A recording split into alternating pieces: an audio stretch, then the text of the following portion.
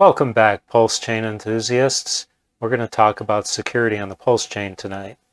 First, we're going to talk about attacks from the outside. A 51% attack is where 51% of the people involved in the PulseChain would get together and they would decide to steal all the tokens. We're not going to worry too much about that one in this case, but that's something that's typical to all blockchains. Man in the middle of attack, that's when somebody gets in between you and your decentralized application and they have a way to intercept, or they have a hack into that application and they manage to either steal information or they steal your coins.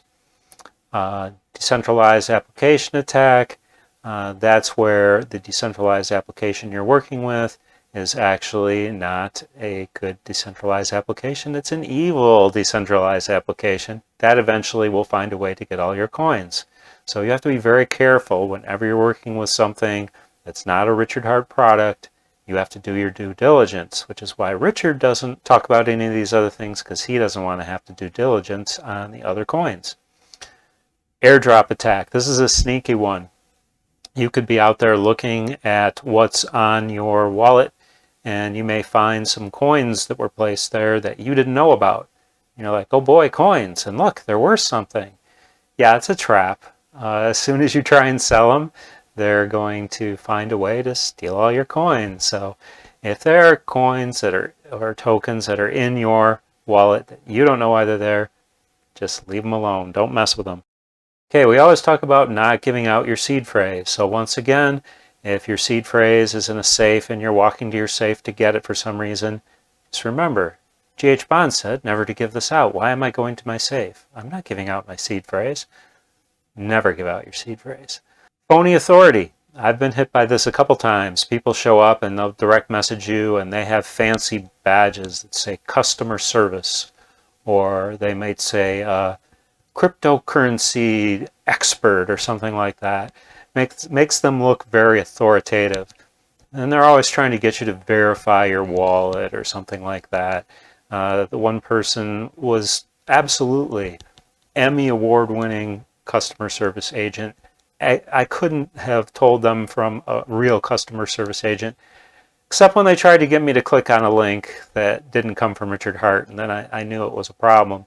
And then they tried to tell me if I didn't do it, my wallet could self-destruct and I'd lose all my tokens. So they'll do anything to get you to click on a link so they can get you to enter your seed phrase and steal all your tokens. Scam tokens. You may want to do the TikTok bunny or the Hulu girl or whatever the latest token is that comes on the Richard Heart ecosystem, and you think it's on PulseChain. It must be okay, right?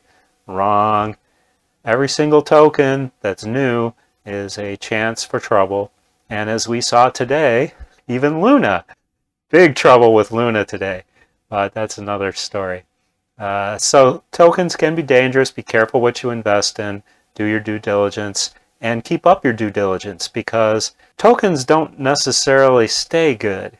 Like Luna died today, and it's been a good token for a long time. So watch the cash flow. Cash is flowing out of your token.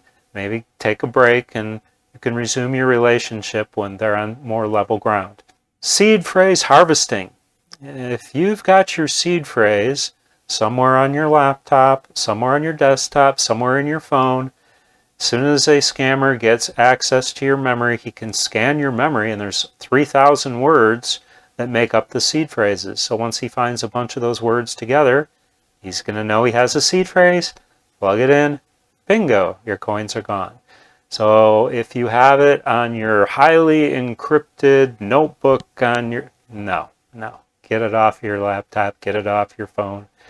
You don't want your seed phrases where somebody can find them. Sucker plays. I almost fell for a sucker play. Sucker play isn't necessarily on the wallet, and it's not specific to PulseChain, but I did want to mention it since it almost got me. I was watching a video, Cathie Wood, Elon Musk, and it was really incredible, and there was a little promo off to the side. Send us 1 ETH, we'll send you back 2. Send us 2 ETH, we'll send you back 4. And it's promoting Cathie Wood, and I'm like, okay, yeah, they've got more money than God. Maybe that's real. let me get some ETH together. So I got some ETH together. By the time I got back, the stream was gone. I'm like, wait a minute. So I searched it. Sure enough, it's a scam. I forgot the golden maxim.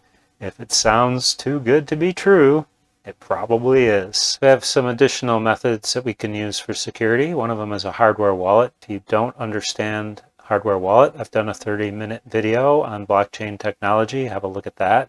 The hardware wallet keeps our keys off of the device so that they are not subject to attack. Encrypt your seed words.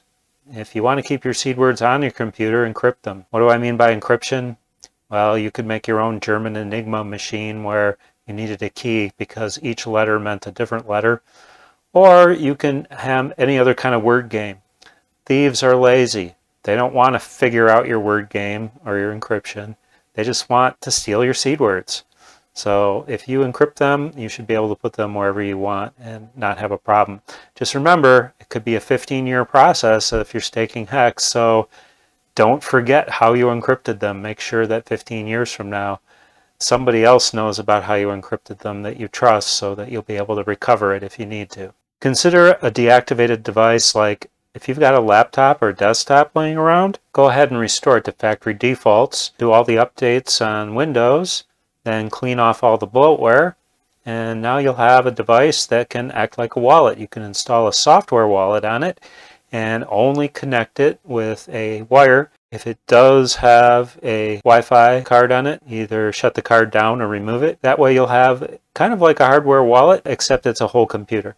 Multiple wallets. Good idea to have multiple wallets. And the reason for multiple wallets is just divide your wealth up so that if somebody gets into one of your wallets, they only get a fraction of what you've got. They don't get the whole thing.